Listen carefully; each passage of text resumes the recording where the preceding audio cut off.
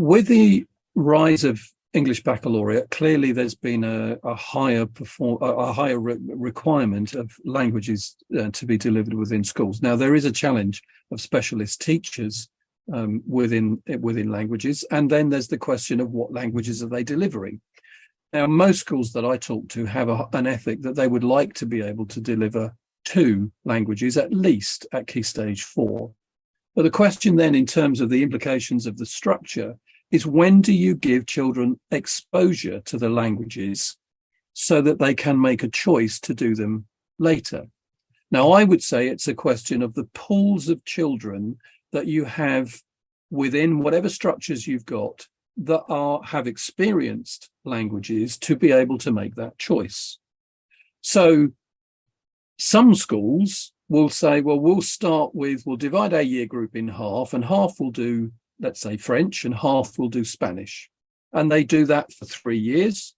And then at Key Stage 4, children are able to choose French or Spanish from whatever subject they started with. The issue with that is that you've reduced the pool from which children are choosing to half the year group. So if you've got a year group of 180, there's only 90 that would be choosing French and 90 that are choosing Spanish, because they're the ones that have studied it all the way through. Now, the next step is, well, how do I introduce them to that second language? And when do I introduce them to it? Well, clearly, it depends on the journey from Key Stage 2, compulsory language at Key Stage 2 now.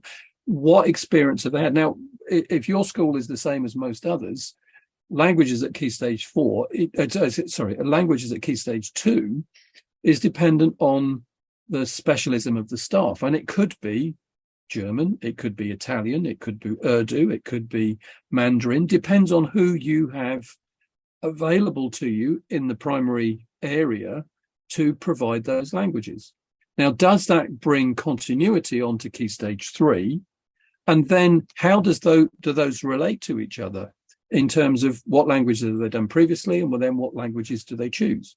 Now, there are, if you read some of the papers that I've made available on the website, the language journey is one that speaks about the 5 different models that schools are using, whether it be the oscillating model, French in year 7, German in year 8, French in year 9, French and German in year 9, French and German, or French and Spanish, or French and Italian, or Spanish. And so you get an idea that there's all sorts of possibilities.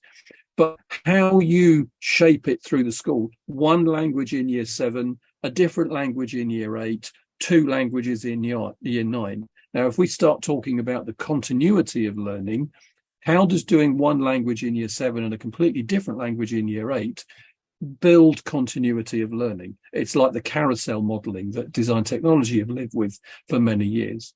So the implications of different ways to structure language development, language teachers and the language associations will support that continuity, being able to learn through, from a language that's not someone's home language. Being able to develop that language over time takes time. It takes lots of touch points, and structuring your curriculum so that you are able to build that continuity is really important. So we work with schools, and read the paper if you can go to the website and the blog page and find the language journey, because I speak about those 5 different journeys, which ones are effective, which ones are actually counterintuitive, and then how do we build that Key Stage 4 success?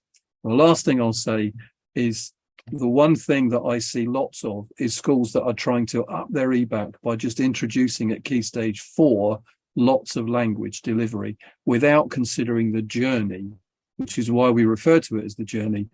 That increase, as we've proved many times with schools that we've been working with and reshaping curriculum, starts at the beginning of Key Stage 3. If you want to increase your EBAC number by increasing the amount of languages, it's got to be quality. It's not just about the number of children that are entered. It needs to be around a quality of provision that is based and predicated on access to quality language delivery early and building through time.